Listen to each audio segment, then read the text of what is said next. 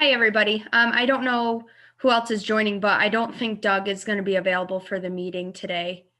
Michael, are you on?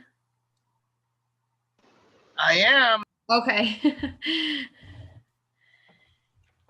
So I'm not sure what the first order of business is for this meeting. I know that different plans were going around. Did we want to, were there any plans we needed to look at? We do have the PDF that we sent around, if we wanted to start with that and work our way.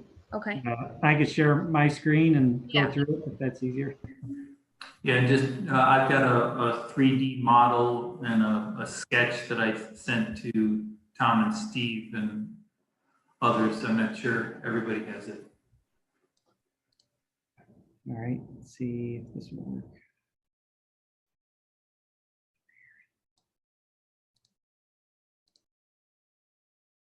Share screen.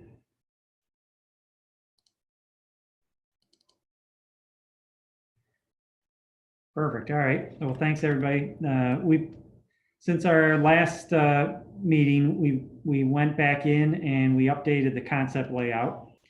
And as part of that, we incorporated the bus drop-off area. We removed the parking spaces over here just because there was just too much conflict between coming in and out, and have placed them on the side.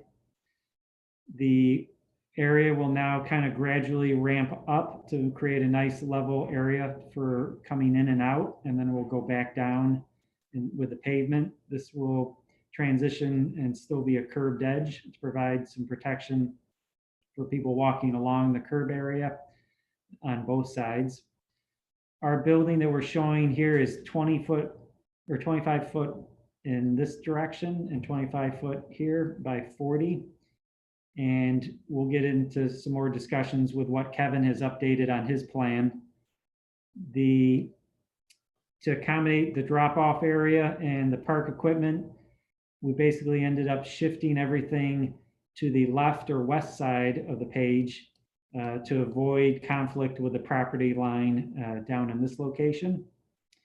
There were discussions about having some additional parking flexibility, and so we've shown future parking here that could be expanded out. This could be done at this time or in the future. We've also shown some additional future parking down at this location. This plan still has the accessibility trail along here with the workstations. We do have some stormwater fire retention areas that we need to address for our parking area, which is here. Any future road, if we're going to do, we'll need to address that. We're proposing 1 and 2 on this side. And then we also have one over here, which is far enough away from the area. Some of the things that I think we should still discuss as a group today include, will this area be fenced, or is there some sort of fencing that needs to be put up, or is this going to be kind of be able to access all around here by grass?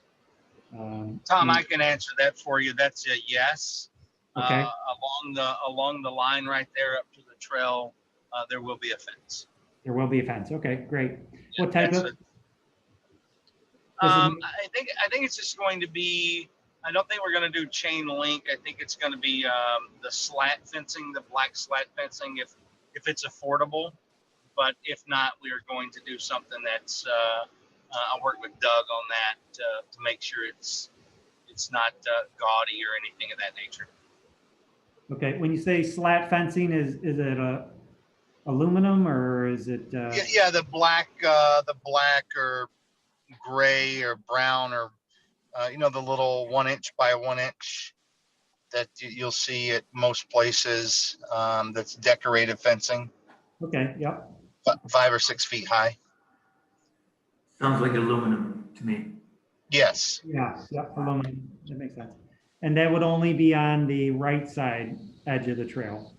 Up behind the right side, correct. Up to probably the next trail on the other side of the playground. If you move your mouse, get right there. Yeah. Okay, gotcha. All right.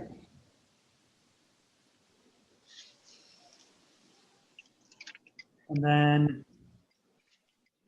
Kevin, maybe if you want to share your screen and walk through the proposed changes to the pavilion areas up in front here. I think you've proposed going from 25 feet to now 40 feet in length here. So that will, we'll need to talk about the equipment down here, maybe instead of continuing to push everything west.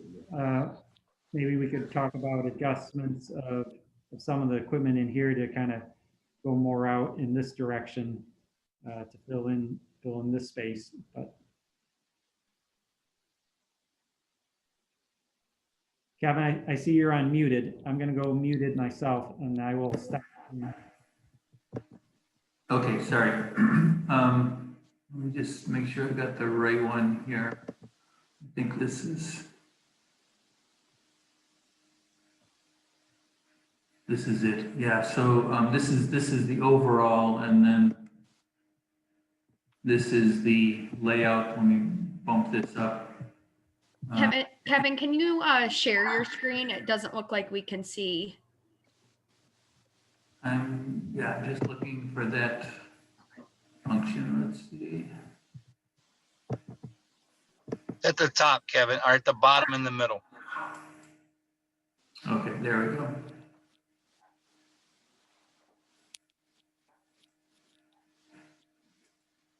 Okay.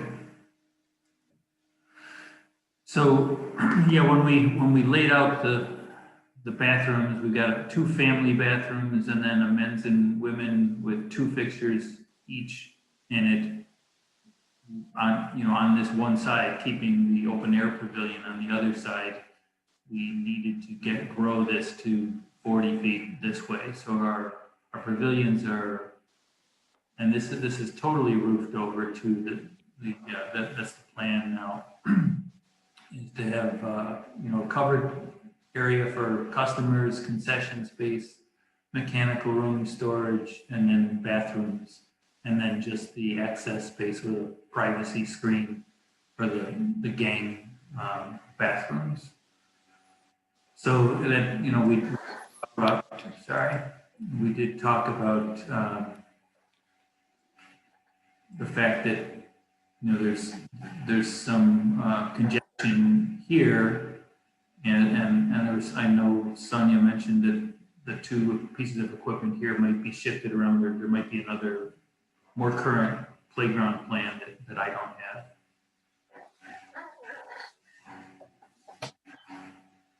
If you want, while I've got, I can switch screens here and show you the concept which some of you have seen.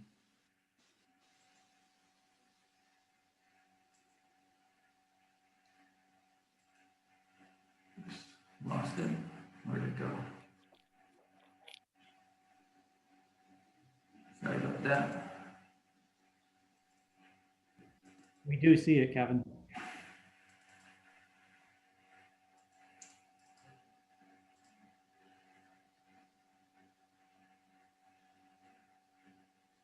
Okay, I'm not sure if it's being shared right now. I gotta double check that.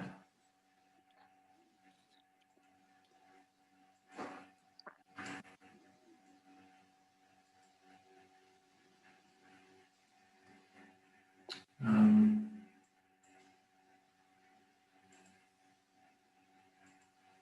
trying to get back to my full screen on Zoom, and let's see if I drag it. No, that didn't help. Oh wait, here, I think if I stop share and then try it again. Okay.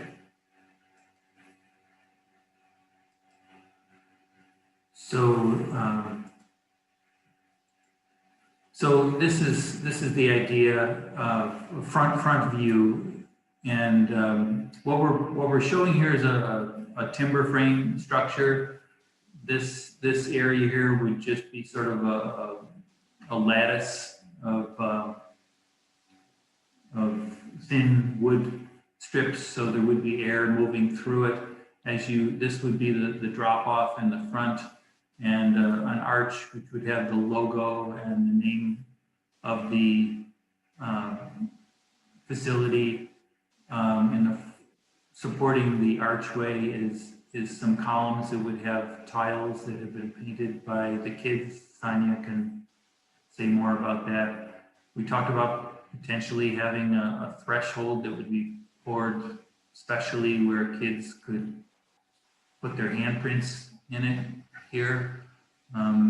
That presents some coordination issues and possibly some traffic issues, but I think that could be contained. Beyond that, there would be a three-dimensional sort of map of the overall playground. And then beyond that, under an opening in the roof, we were talking about the potential of having a modest water feature there just for the benefit of the noise. With no standing water, we just have sort of a rock basin, and but something that would be a focal point and something to gather around in the center. On the left-hand side would be the open pavilion with picnic tables and a donor board on the outside of the wall here. On the right-hand side, this would be where all the bathrooms would be. This would be access to the storage room, and behind this screen here would be the concession service area from on the field side. And then let me stop this and bring up another one. Stop me if you have any questions. I have about a dozen. This is Doug, and I'm joining late. And this is the first time I've seen this. And I guess some of my questions pertain to Mike. This is a far cry from what we originally talked about. We've never talked about water features. I think our Parks Committee had some concern about water features and maintenance. Want to make sure that you're prepared for the full cost of the construction and then the ongoing maintenance of this is a large building. So this not just concerns is I guess what I would express. Okay, so Doug, I brought up the same thing. I'm getting some feedback from somebody. I brought up the same thing with the water. I'm getting the same thing with the water. It was going to be a topic of discussion that was brought up on our call yesterday, and it's a discussion you and I can have. It's not mandatory. It was a discussion for the therapeutic piece, which I know the concern with the splash pad was water. So it's obviously a discussion. So the building itself is 2 pavilions, just like we discussed in the beginning. And it's just the breezeway there now is covered, is really the only difference. And then if we need to discuss offline, that's fine. We can do that as well. Or we hear either one. I don't know what maintenance would need to be. Yep. We can talk about offline too, Mike, but I think the concern here is obviously you've got a lot more roof now, and we're constantly replacing and repairing roofs. And so you got a lot more roof than what we originally were looking at here, just kind of glancing at this. And then, just want to make sure we've got all of our ducks in a row and we understand exactly what this is. So. Yeah, the intent, Doug, is to do metal roofing, not shingles.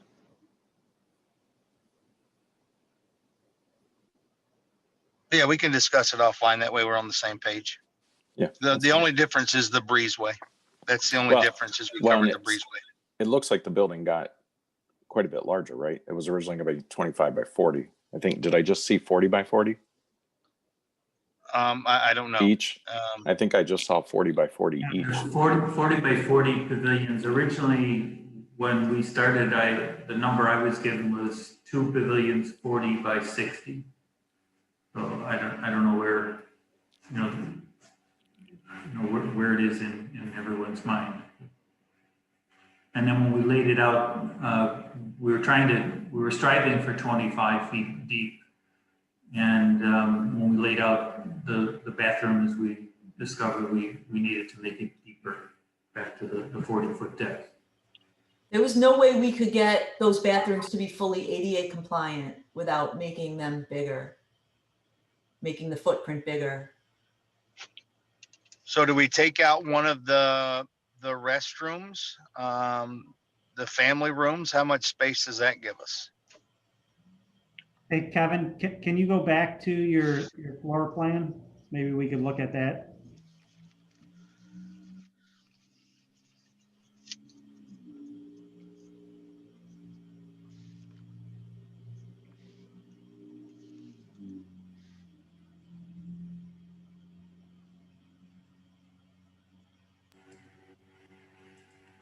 So, I mean, one thing that comes to mind, if the overall footprint is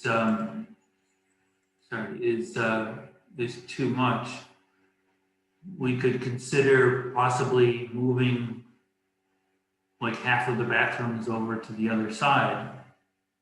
I don't know how precious the 40-foot open air pavilion is. I don't know the background in determining the pavilion sizes.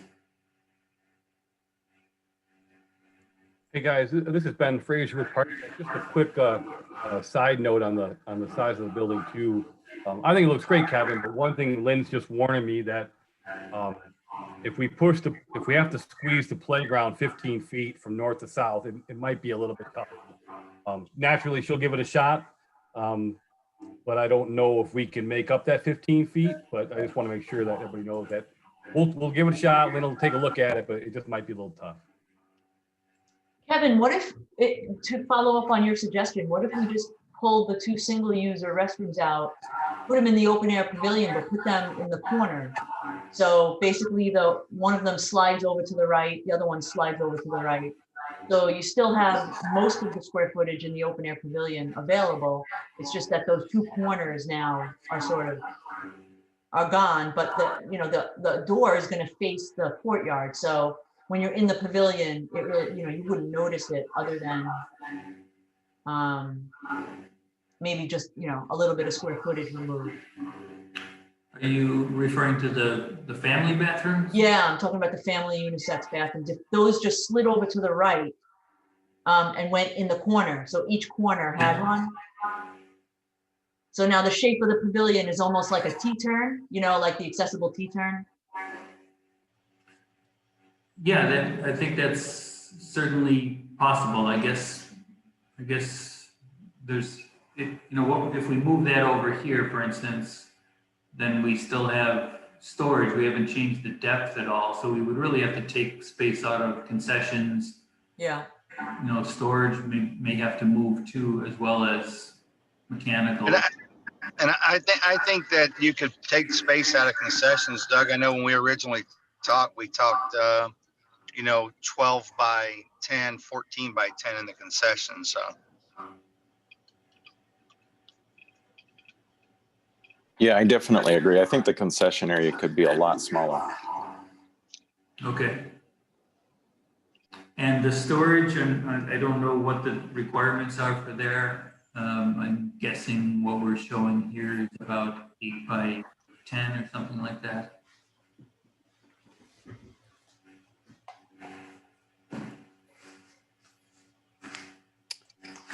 Yeah, I think you guys certainly know the requirements related to the mechanical. I'd be a little bit more concerned, I think, about the mechanical than the storage, making sure that there's the proper separations and distances from the electric panels. I'm assuming that that's where electric and water and everything is going to be going into that. So, keep in mind all of your requirements, so your building code requirements, just to make sure that, you've got enough space in that mechanical room.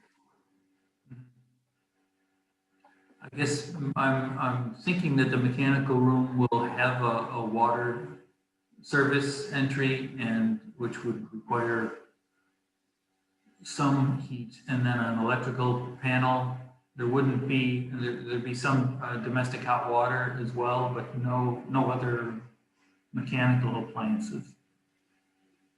Right, but there has to be separation. I think I saw Greg on this call. Greg, there has to be, is it 6 feet between? all that stuff.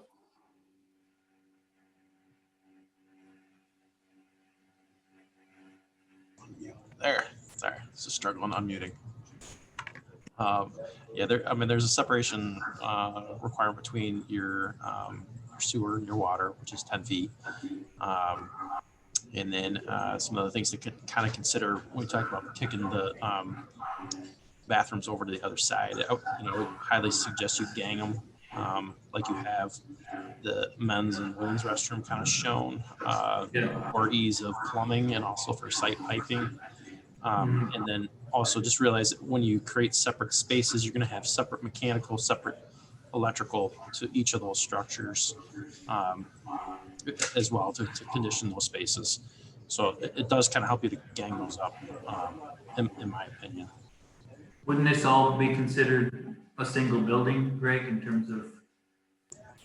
But you're gonna insulate. You're not gonna have ductwork between those spaces, right? You're gonna. Well, there's nothing. There is no heat. Okay, but you're gonna have fans, right? I'm sorry? You're gonna have fans though, right? Yeah, we'll have exhaust fans. Yeah, so I mean, you're gonna have some sort of conditioning of that space. I'm just saying, if you separate them, you lose some efficiencies versus ganging them up. That's all. Sure. Yeah, no, I don't see why the two family bathrooms couldn't be next to each other in the center.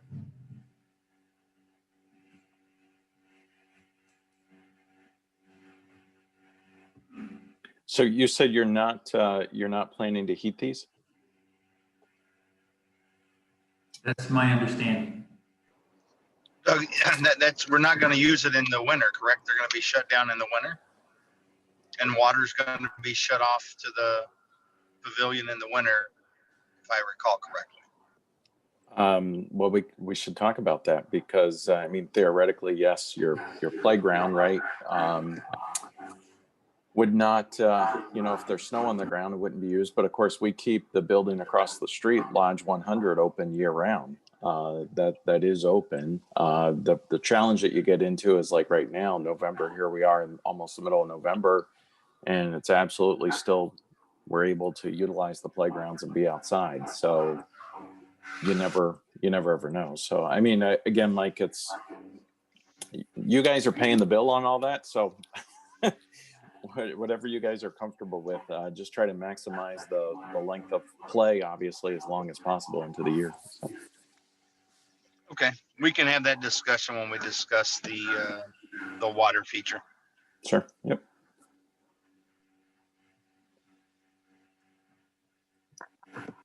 So just going back to the overall, showing the pavilions in relationship to the playground. Yeah, it does look, in this plan, I think we developed this, with some movement here, allowing a 10-foot gap here from the property line. And my understanding then now is that this would be fenced along the outside here. Hey, Kevin, do you know how much room you also have at the drop-off area? Is that? This here? Yeah, that distance. Is there any overhang too? In the roof? There, well, we're showing it in overhang in the model, but to actually build it, I'm not sure we can achieve that kind of overhang. So it's probably going to be more like this, the drawing shows here with a very shallow overhang. But that line would continue across here, the dashed line. Okay. This is 11 feet from like a piece of curb. Okay, yeah, 11 feet though. What were we showing, Steve? Yeah. Okay.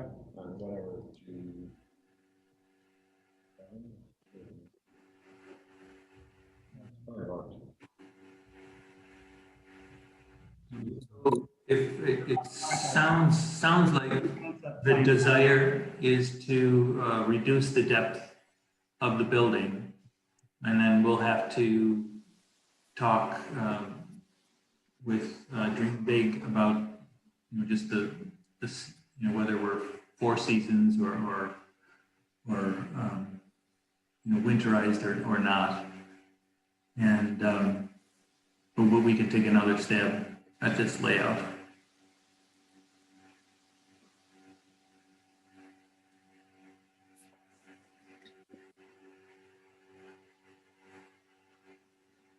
Yeah, I think that's the question, right? Or,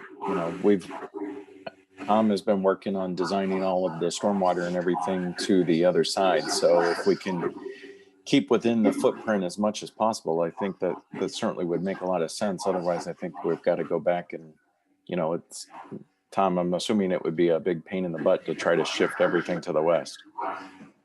Yeah, we don't want to keep shifting it to the west because we're running out of space on that side. So, I can see that, this layout is taking up some more of the green space that we were showing between the drop-off area and the pavilion, but so we may not have to move it too much further, but this building size is impacting, will impact our.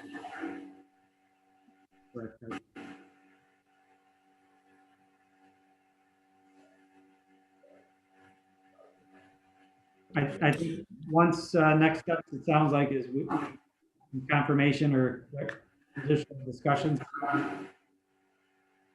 And then we can maybe update a concept plan with the format. Yeah, I agree. Actually, exactly what you were saying, Tom. I mean, Mike, I think what we need from you guys is you guys to finalize exactly what the footprint of the building is going to be, so that we can work around the rest of it. I mean, on one aspect, I hate to kind of cheat out, kind of the full build out, because this is a once in a lifetime opportunity to do this and do it right and build it from the beginning. And we have the land, so we've got a lot of positive things that we can work with. But on the other hand, we kind of need to know this footprint of where this building's going to be so we can design the rest of it, I think, at this point around it. So, you guys tell us exactly what you're comfortable with. And even in terms of, Mike, we can talk about the water, we can talk about the heat and all the other stuff. But, I don't want to really keep asking MRB to go back and redesign and move this thing backwards, west or east or whatever else. We kind of need to, it sounds like, get the drop off in the building, and then exactly where the playground's going to go, if we need to shift the playground a little bit or whatever the case, and then the rest of it. And then we need to stick to the plan.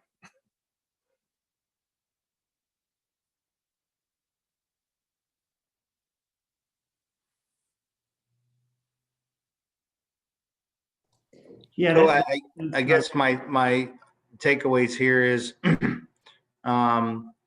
that, Tom, it's 25 by 40 is what we're saying.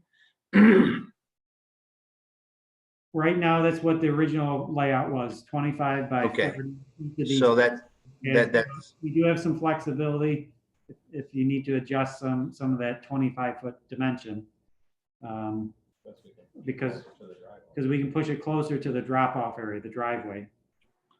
So if I pull up our concept plan that we have here, and then Kevin, if you want to stop sharing, I will share.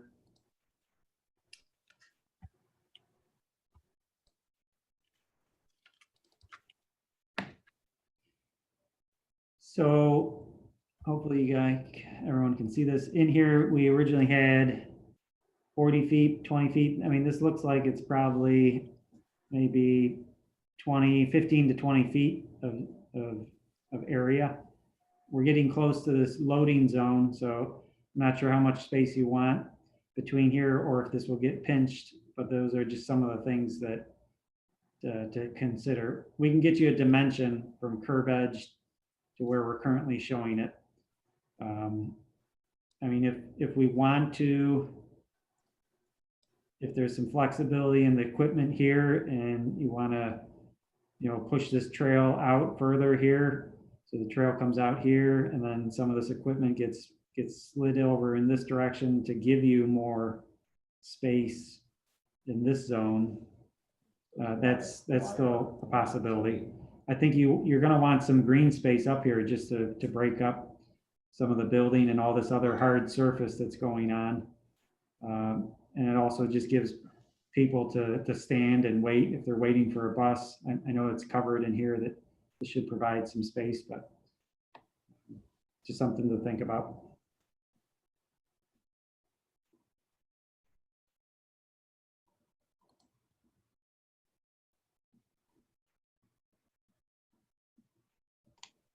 So in reality, if, I guess for Kevin, is if we adhered to the 25 feet, now I'm going on the side of the parking lot.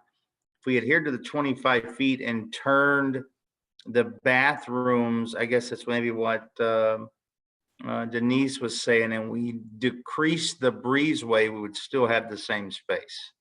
Because it looks like that breezeway is also 40 feet, which we don't need 40 feet in there. So, or I wouldn't think we need 40 feet. What we're showing right now is 30 feet, roughly. Okay, so 32.6. So if we flip those, because it looks like it's 26 feet, is that right? This is 45 by 40.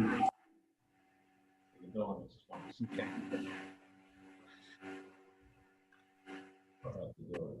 Oh, I see where you're talking, Mike. Right here is the building Yeah. is, it's actually 26 is from here to here. So if we just turned it sideways and shrunk the other one, we have 1.5 feet to play with. Then your bathroom doors would be out here. Would be, yep. Does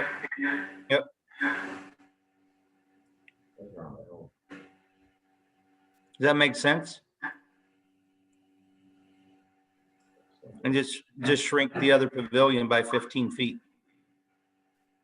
I think I would prefer to keep the doors here where people will gather and well, like this would be sort of a waiting place for families. So if somebody has to use the bathroom, they'll come in, but they'll be able to reconnect with their party here. So I think the idea of ganging the two family bathrooms on the opposite side and shrinking it that way. Okay. Better. Yeah, and also if we're planning to do this grand entry with tiles and I think that having the bathrooms facing the same direction will take away from the overall experience of entering the facility. So you're saying put it on the side of the concessions? Is that what you're saying, Denise? No, I agree with Kevin in terms of the locations for the entrances to the bathrooms. Because if we were flipping it, you're saying the bathrooms would now face sort of the drop off, right? And to be honest with you, we only need one concession window. Doug, you can correct me if I'm wrong. I don't think we're going to need, you actually can move the storage space and mechanical. I don't know, I'm not, move one of those into the concession because I'm pretty sure that concession is going to be used as storage during the winter anyways. Because Doug, I mean, let's face the reality, it's going to be used for, the preliminary talks was for just boosters doing it to have something there. I mean, they're going to serve just basic stuff. They're not going to serve hot foods or anything of that nature, maybe a hot dog roller, but that's about it. So I don't think we would need that big of a concession space. Yeah, I agree. Actually, I was just sitting here looking at your plan right before you zoomed in there, and I'm wondering if you put the bathrooms all over on the right-hand side in what you currently have as the open air, so that you can leave the same basic layout and then have the open air and the concession all together, because we don't really need plumbing in the concession. You're going to need, some outlets sink. for refrigerator or whatever. Honestly, I don't even know if you're going to need a sink or not, because if you're talking about from a concession standpoint selling prepackaged stuff, because we're certainly not going to have a commercial kitchen there. That was the plan, Doug. What's that? A commercial kitchen? Yeah, we have that down at Ononda. You can go down there and do that. So, so I think the concession area could definitely be, made quite a bit smaller. And I get what you're trying to do in terms of the area. And I think it's really cool in terms of the the overhang area where people can kind of gather in the entranceway and all that kind of stuff. I kind of do go back to wondering if the bathrooms all need to be kind of more heated and at least available for year-round type use for, you know, weather dependent. And then, you know, just kind of make that concession area smaller, and maybe the combined concession area and the open space, the rest of that could be part of one, and then the bathrooms and everything all together on the other side. I don't know. That's, you guys can figure that out, whatever you think. But I think it's a neat idea. I think it's a neat, just we got to make all the logistics work of it.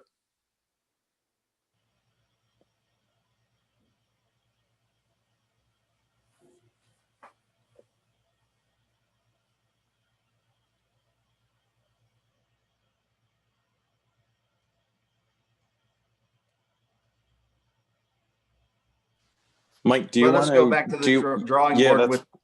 that's what I was going and, to say. Do you want to go back and then get back to us with, you guys kind of, as a result of this meeting, you guys kind of want to go back and kind of hash some stuff around, toss some ideas back at us?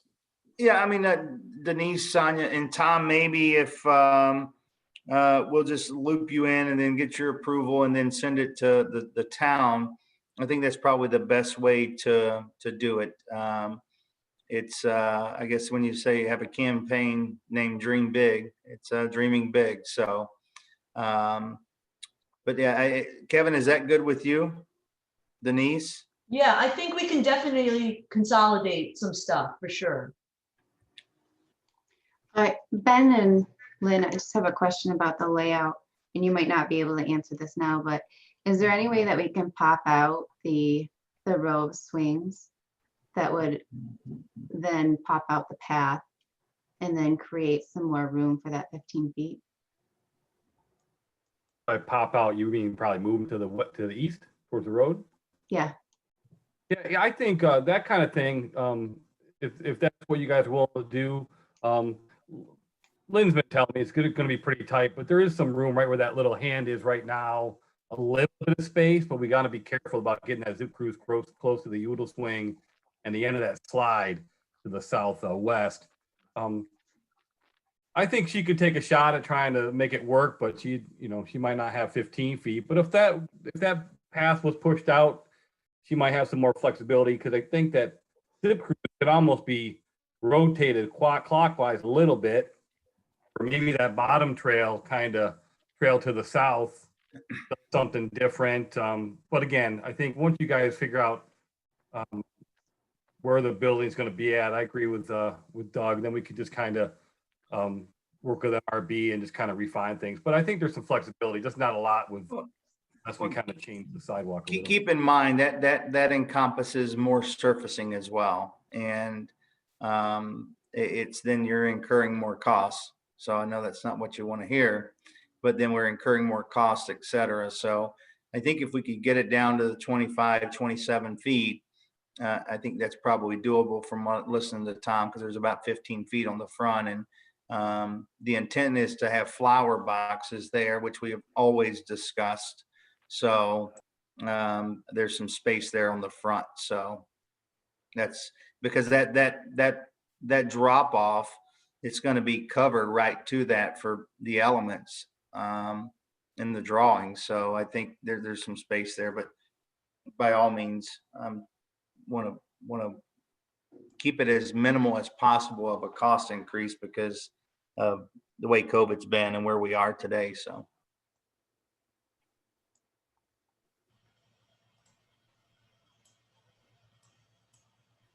Because you're going to add another 1,000 square feet of surfacing, so that's another 30 grand in surfacing, Ben. Yeah, it would be close to that. But when Lynn shows you, if we have an opportunity to show you her most recent layout, we got it pretty tight, Mike. You're right. We don't want to expand the rubber. And there is one area where there's not equipment that we might be able to tighten up. But again, if we move them out to the east, you're right, Mike. We're gonna definitely add some cost to the rubber. but are we taking away costs from where we're expanding the building into the playground? So wouldn't it No, be fairly even? no. Here's the thing. We really can't. It's all, maybe this, maybe that. So Lynn really needs to get in there, move things around once we know exactly what we have to work with. And she's fast. She's grumbling. I can see her in the window. She's not happy, but no, I'm just kidding. She'll make it work. She'll figure something out. So yeah, let's let Kevin and everybody kind of work on the building, and then Lynn will get in there and work her magic.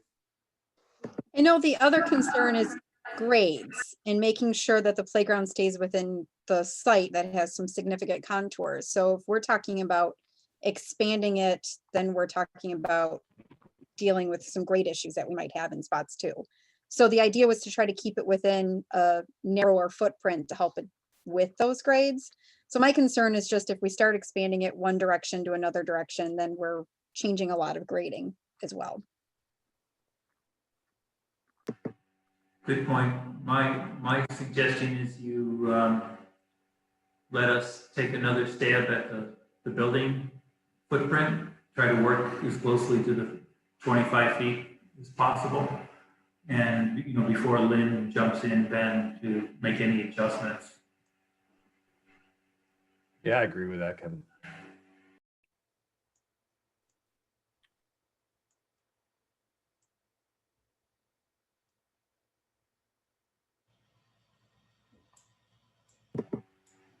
Mike and Denise and Sonia, maybe we could do a quick check-in after this Zoom call. I can send an invite out and just get an action plan going. Okay. Okay. Yeah, Kevin, you have our latest phone call as well, so I think you know what area we have to work with. Okay. I just have one question on the overall site plan. I'm wondering if you can, I'm not sure whose screen I'm looking at here, if you can show the the whole drop-off area. So I'm wondering about the sidewalk beyond the drop-off, whether that wants to be inboard a little bit to just have a little separation from the main drive, have some green space on either side of it, potentially like you have for the entrance to the road. Oh, like on this side, green space here. Yeah. Walk Yeah. along.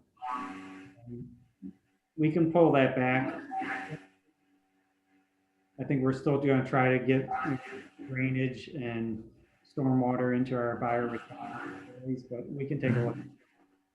That's kind of why we propose doing this as a curved edge, to provide that protection. Mm-hmm. Okay. And then we also have row coming up through here too. So it may mean pulling these parking spaces back further a little bit and then giving us a little more room in this zone, which we can look at. Mm-hmm. To get the sidewalk maybe back here. Okay. The only problem with that is sometimes, you know, and we experience that across the street when you've got that green space up against the roadway. Keep in mind, we're going to be plowing this and we're going to be dropping salt. And more often than not, the grass dies from the salt. And so then you end up with this barren, nasty looking thing. Whereas if you have the sidewalk up against it, it certainly looks a lot better. True, Doug, and it's easier to get that maintenance for salt and ice. Yeah.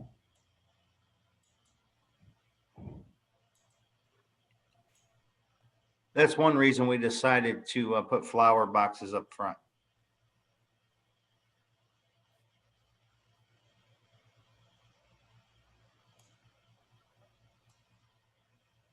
Yeah, Doug, I guess we can circle back with Jim and talk about that as well too. You know, what a good location would be for that and confirmation. Are we good with the total number of ADA spaces that we're showing now? What's the total number of spaces in the lots? There's 6 spaces that are near the front of the building area. Then we have another 2 down here to provide access to this location. So 8. And then we have another 2 spaces over here on the soccer field location. There's 66 total spaces, it looks like. 66.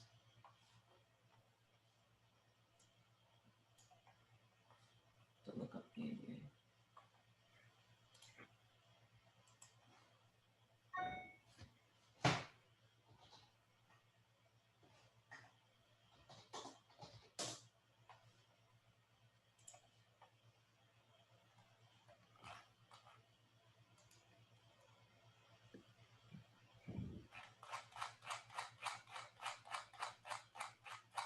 Yeah, Mike and your team there, does it make more sense to make that whole row closest to the playground all ADA and maybe grab the other two from the other field and then just leave the rest of them regular parking Denise? places?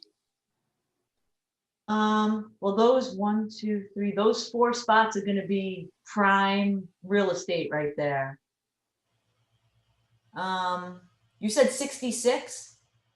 So Yes, ma'am. we're way over in terms of accessible spots, if there's totally 66 in all of the lots together. You got 35, 53, and 13 is 66. Because that's the number at the top, right, Tom? That is correct. Yeah. There's 66 spaces shown. So yes, you have more than what code requires. Yeah, I mean, code would require us only to have 3, so, I mean, we're way above, we're triple, more than triple. And they're all gonna be van accessible, right? Yes. Okay.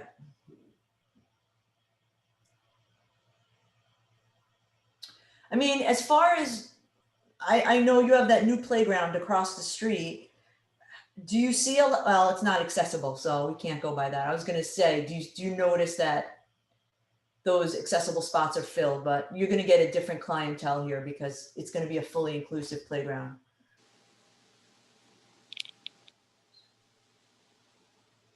I would agree. I think it's a different, I think it's going to be attract different, a different group of Yeah, people to it. So, for sure. and then what we'll have to do is in the area where he's showing future possible parking and land banking, would have to go back and revisit in the future if we do end up constructing more parking, potentially adding more. But it's at least great that we have an overabundance now in case we do end up constructing future parking.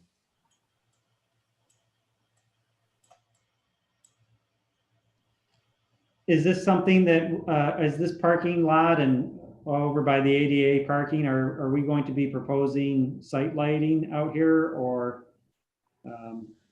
what's your thoughts on that as well? Does the playground close at dusk? So unless it's otherwise specifically spelled out by town law, all playgrounds, all parks in the town of Canandaigua are open from dawn to dusk. Okay. Now, that's not to say we can't do something special, but that's what the current law says for the town parks. Got it.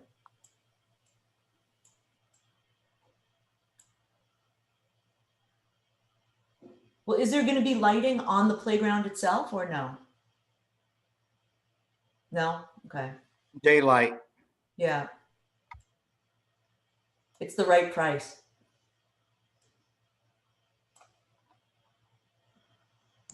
You could, Tanya loves when we talk price. you could put lighting on the backside of that building if you wanted some spillage over.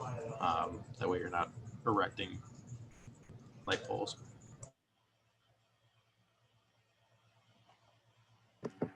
Yeah, I think that's a good idea, Greg. We probably want to maybe have some motion activated lights on the back of the building. Maybe the front as well. Greg and Tom, I did have a conversation with Jim Fletcher. I don't know if he's with us or not, but I did have a conversation with maybe having us put some sort of a light out near the entrance with the road, because that road gets pretty dark at night. We do have it set up across the street for some lights to be on all the time, just to provide a little bit of overflow, because we see a lot of people parked in the parking lots there at night, and that road is so dark with all the farm fields right there and everything. Just having some sort of light out near the entrance just for traffic safety purposes. That makes sense, Doug. I know we've been proposing on a couple projects, solar light too, might be an option. I don't, just throw that out there. Kevin, do you want to bring up the solar thing? Since I'm glad you brought that up, Tom, that we talked about. Sure. We did orient the roofs so that we had south facing. If I can share my screen again.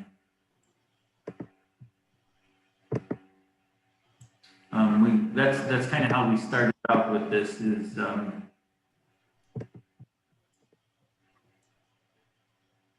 orienting the this is more or less facing due south here. So we thought let's try to do that. We do solar on most of our projects, and and that's kind of what generated the geometry of this. So we were thinking of all electric systems, electric hot water. We'll have to look at it if we're proposing to provide heating as well. But maybe we do some air source heat pump heating. Yeah, I mean, we have enough area here that, you know, I know I've done work with Rochester Solar before. They might be interested in this. I guess O'Connell Electric now. But there might be the possibility of some leased solar systems that would reduce the electric cost, but the ownership of the system would be by others, so there would be no out-of-pocket required. So that's something that could happen here. I think that's a neat idea, Kevin. Also, I think, and Tom, maybe you could talk to Emily Columbus for me too there. And Greg, I did have a conversation with Emily about the possibility of a solar, or I'm sorry, a electric vehicle charging station here at this facility, because we believe this is going to be a destination. There is some grant money available for those sorts of things. Maybe if we could incorporate that into this too, modern state-of-the-art facility. Yeah, I did speak with Emily about this a couple weeks ago as well, about a potential that you had that conversation with her. Yeah, we just have to account for that in your parking lot. I mean, that would probably need to be near the building, and that would most likely take up a few of those designated spaces that we were originally showing without the ADA parking.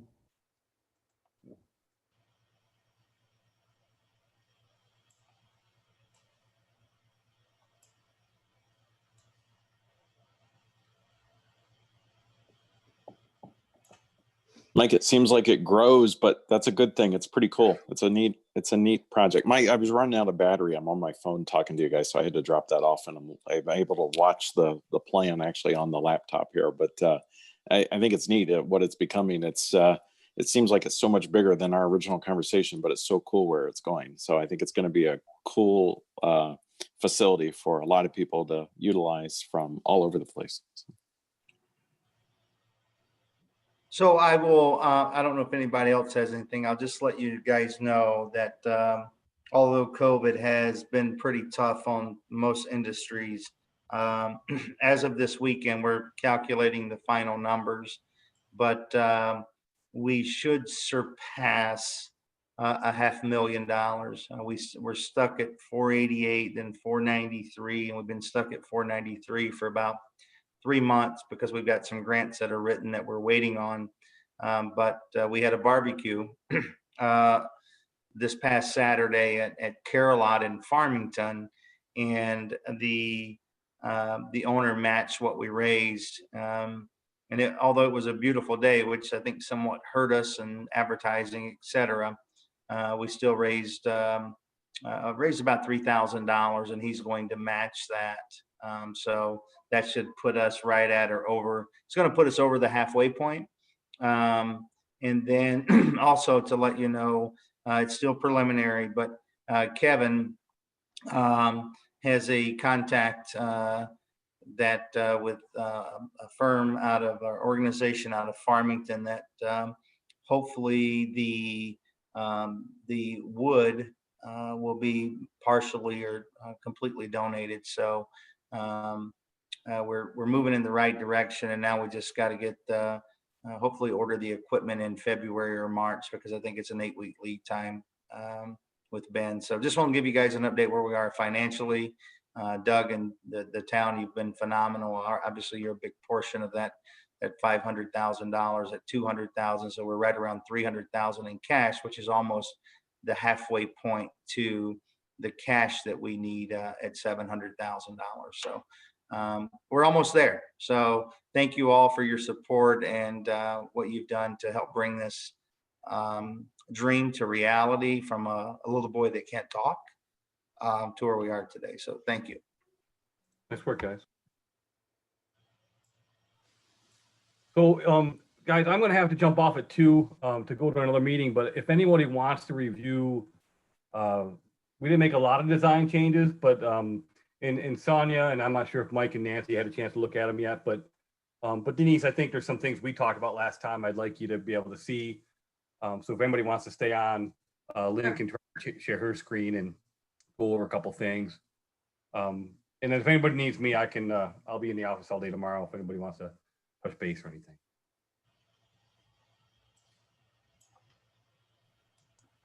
Thanks, Ben. That sounds good. And Mike, that's great progress on the fundraising. So.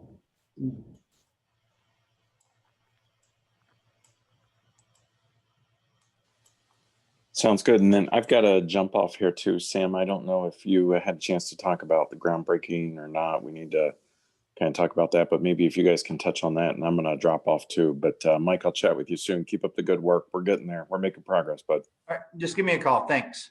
All right. Thanks. Yeah, that was one of the things that Doug had asked me to bring up when he wasn't sure if he'd make it is he is still interested in doing a groundbreaking ceremony before the ground freezes. So do you guys have any thoughts on that? I mean, I know we had talked previously about doing it before a board meeting so the board members could be there, but the November meeting is Monday, so that's a little too soon to get anything scheduled. But maybe I can coordinate with Doug and Sarah in our office and send you some dates, Mike, and see what might work for you guys. Or Sure, yeah, and we have a playground meeting tonight with all 12 of us, or all 10 of us, excuse me. So if you have some potential dates right now and you want to throw them out, I could run that past everybody. Okay. I know, well, the December board meeting, I don't know if that would be too late. Sam, if you can make it work for Monday, I'm pretty sure we might be able to make it work. So we could let you know Well, tomorrow. Denise and Kevin, Like, are you talking more, like what time? I can't do Monday. My schedule is full Monday. Yeah, I don't know if I could even get that. I don't know if our board members could even do that. Let's look at December. The December meeting is the 21st, but I mean, we don't have to do it on a board meeting day. Could try to plan for something else. yeah, personally, I think that might get kind of swallowed up in the holidays. Yeah. Okay. Well, What? you guys take the lead. We'll hopefully I'd be able to attend. Well, let me talk with Doug and Sarah, and maybe the first week in December. I just know like the last week in November is Thanksgiving and people might be, I don't know, busy that week. So let me see about the first week in December and get you some dates, times and all that. Regardless of when you do it, is it usually in the evening or, well, not evening because it gets dark so early now? Yeah. The only thing I was thinking is if they do want to do it where all the town board members are there. I know one of the board members is a school teacher. Okay. So I'm guessing it might have to be like a 4 o'clock or something. I'm just assuming there. I can send out a note to all of them and see if a day or time would work. Would like 4 o'clock on any day Is that typically good or bad or? As long as I have enough notice, I could make it work. Okay. Or Like- even a little It's like- later, 4:30, Kevin, what 5 would it o'clock. take us, like an hour and a half, what would it take us to get there? Hour and 40 minutes? It's like an hour and a half. Yeah, I'm a little further than you. Well, actually, yeah, like an hour and a half or so. So we just need time to get there. Yeah. And I have a child that goes to school, so I just have to make sure someone can take him off the bus so that I could Okay. leave early. Okay. Is the Wednesday before Thanksgiving available? Some schools are closed. I don't know if Canandaigua is. Are the 25th? Is that what you're talking about? Yes, yeah. Yep. I'm not sure if Canandaigua is closed. Just, it might be an option, Yeah. but That actually would work for me. That would be awesome, actually, because there's no school. Are you guys thinking like sometime earlier in the day on that day then? Wouldn't matter to me. Okay. Yeah. Let me ask about that date and see if maybe that would work. I can't do earlier in that day, but I can do, 2 o'clock on. Okay. Yeah, I can do 2 o'clock. Yeah, let me throw that date and time at them and see if that might work. So I'm just gonna block it off so I don't book anything just in case. Okay.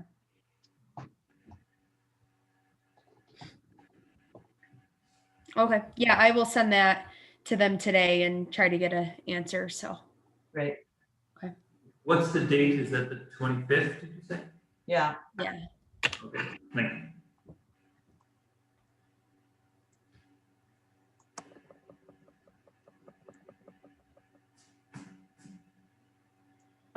Hopefully we won't have snow and we're not digging snow instead of dirt.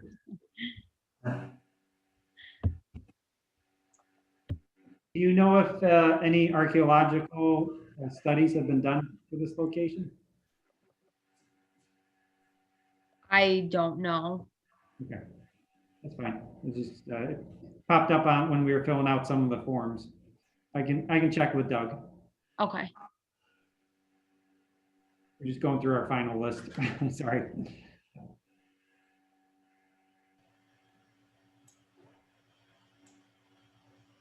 Okay. Is there anything else that needs to be discussed or?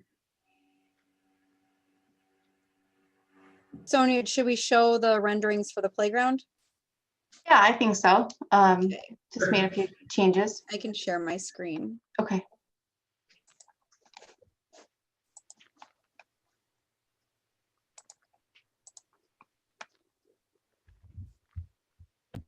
Just so you all know, this is the first time I'm seeing this too. Okay. So this is, I'm going to show you the overall view first, because we made just a couple minor equipment location changes. We shifted over the Weavos so that the slide wasn't exiting right into the main access point. Moved the WeGo around towards the front and the sensory center. So now we have a nice entrance section that it's all compliant for the 2 to 12-year-old age kids. We added in some of the shade components that were talked about at the last meeting to add places for shade for people sitting. We have 1, 2, 3, 4 of them added in. We swapped out the benches as noted from the last time. So now we have backless benches that are just the standard flat one. And then any bench that has a back has one armrest on one end and is open on the other end to allow for any transfer, side transfer, front transfer, etc. And then the biggest ones changes were talked about contrasting, color contrasting. So this is a new color palette that Sonia, I think you asked it to be rendered in this time just to take a look. And then last time we talked about, instead of using yellow surfacing, a blue with a green. So this is just our graphical representation. We can go into more detail about what the PIP colors are, but this is considered bright green and standard blue. And then the biggest one is that we talked about contrasting colors on the play structure. So when you see it in the background, you can see there's these red edges to it. And I can go to this one. So there was some concern that there's some visual impairment if they were to step down from a deck to a surface. So any point that there is a curb that shows an indication of grade change and it kind of open, the ramps are slightly different because there are barriers and railings along them. So I don't know if we need them along the edge, but anytime there was a curb, I showed it in red. The biggest concerns would be this panel where we have open accessible panels where a wheelchair wheels up, their legs from the chair sort of overhang the deck, the curb stops them and then they play with the panel. So we made all of those red. Same thing with the sway fund. In order for the sway fund to be able to move back and forth, there are no posts or barriers along the edge to avoid pinch points. So we have an open curb on that edge where we changed it to red. And then we also changed any hand grip locations, which I think I've got a better view of that one. No, that's the same view.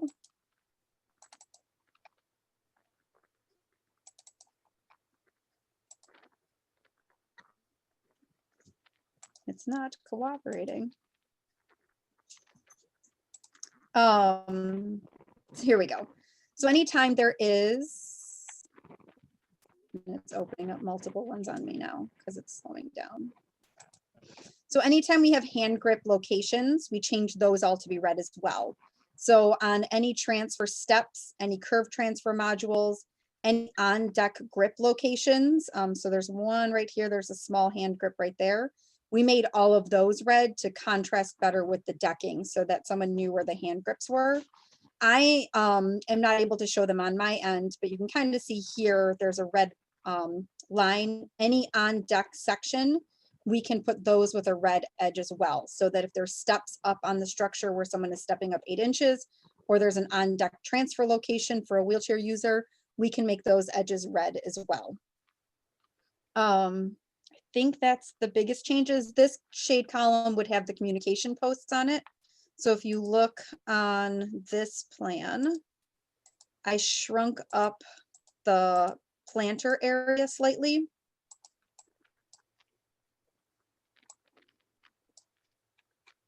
So I shrunk this planter, added this shade unit, have a seat here, and then the 2 communication panels would be here where they can add on the own placards if they want to, or have designated standard ones. And then we also have 2 shown up here. One would be a park map that sort of talks about all the locations so a kid can point to where they'd like to go within the park and the playground. And the other one would have those communication signs as well again.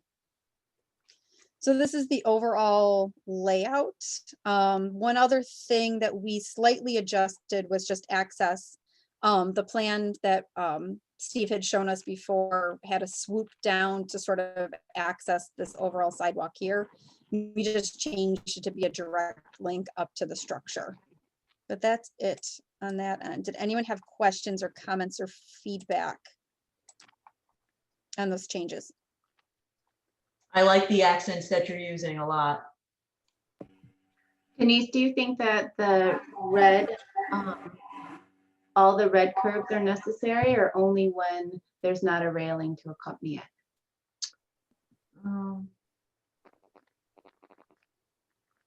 I kind of like that. Well, oh, so you're saying where there's a railing, you wouldn't put it?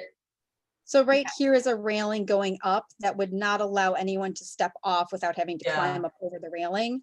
But in this section here, where there is an open play panel where a kid could crawl through the play panel and the decking, it indicates a trip hazard essentially, or an edge that if someone was to wheel up in a wheelchair and didn't know that there was a barrier to stop them, they might be apprehensive to wheel up to it. So I think those points indicate a hazard or a knowledgeable safety precaution, versus this one already has barriers on the side. So I don't know if they're necessarily as needed on the ramps as they are needed on the play panels or the on deck transfers. Lynn, is that a raised curb? It's above the, It's at 6 inches above, yes, or 4 to 6 inches above. thanks.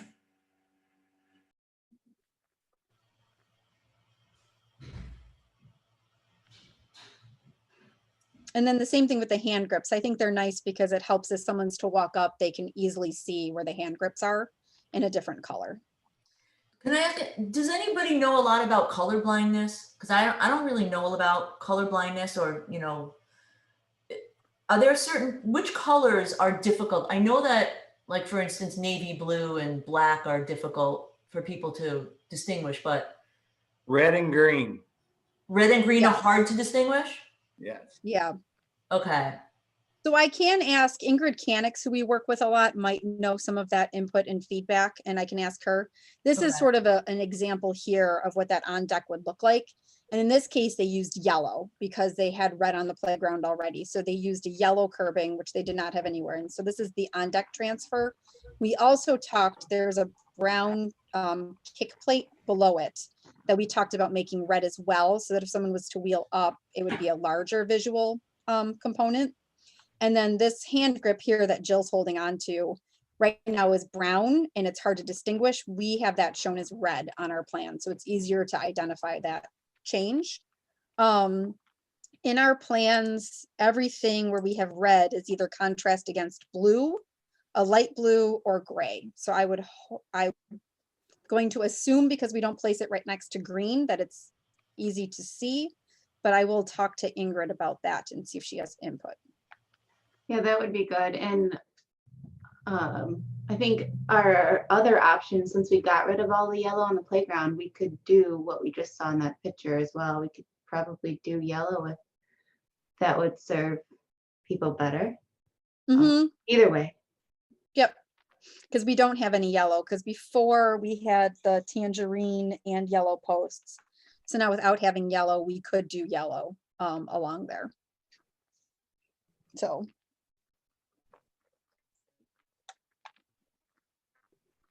And then as far as space goes, once the building footprint and size is determined, then I can take a look at adjusting some stuff.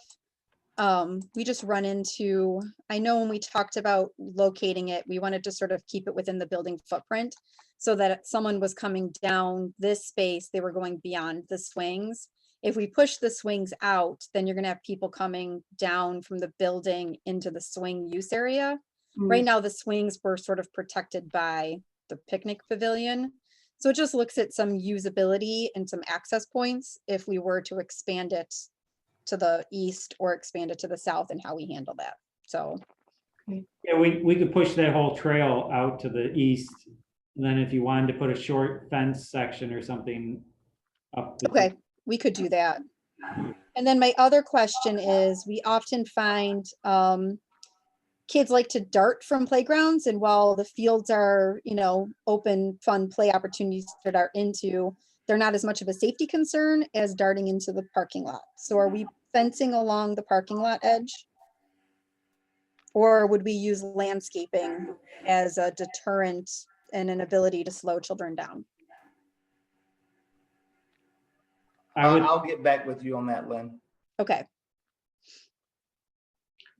Looks real good, Lynn. Thank you.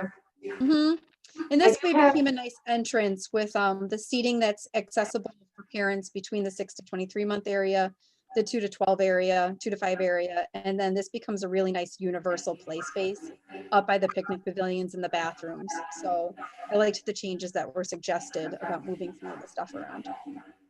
I like that we go around in the middle too. My only concern is the shade structure. Do you think that coming through the breezeway there, that will obstruct the view to the playground?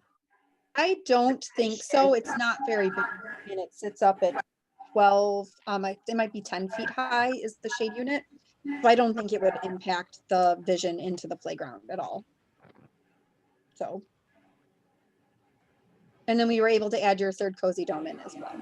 We had Your space. who? The third cozy dome, we added that in.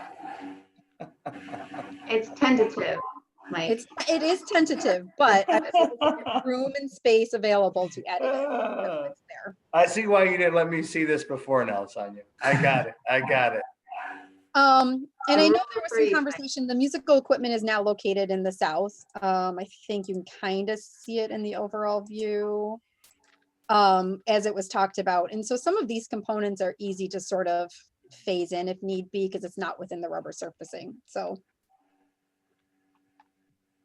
And then as far as the we saw in development, We did send it to Landscape Structures and they did develop an option that had a rotating seat, a pivot seat. Ben will go over all of that stuff with you for cost and stuff. We're still waiting on input on the 2 to 5 accessible bucket seat and compliance. It might be one of those things that we just added in later if they say we can't sell it to you up front. And we do not have any feedback yet on adding a transfer point to that the transfer seat where the triple slide is next to that transfer module. So as soon as we hear back on that, we'll share that information too. Okay, great news about that swivel seat. Yes, yep. So they were able to add 1 seat in as a swivel and they went through product development, which we were happy to know that they were interested in pursuing it because we thought it was going to be a flat out no, they can't do it, but they figured out a way. So Great, thank you. Lynn, can you share that current plan? the CAD file. Yeah, CAD file or PDF, that one, yeah. And Yep, I a question about there's a shade structure shown kind of at the center right next to the trees. yes. I'm wondering if that might be better located somewhere to the south. I don't know the names of all the pieces, but since we'll have shade from those trees. So we will have shade from some of those trees, but not at all hours. So we'll have shade in the morning, but not in the afternoon. So that would add shade in the afternoon as the sun comes around. So that's why I put it there and as sort of a central point of, hey, when they talked about using the communication panels, it sort of becomes a focal point. So that is the communication. Yeah, the communication panels would be attached to it. Okay. So it sort of became a central gathering point. But yeah, we wouldn't get afternoon shade, unfortunately, as the sun comes around. Mhm. Okay.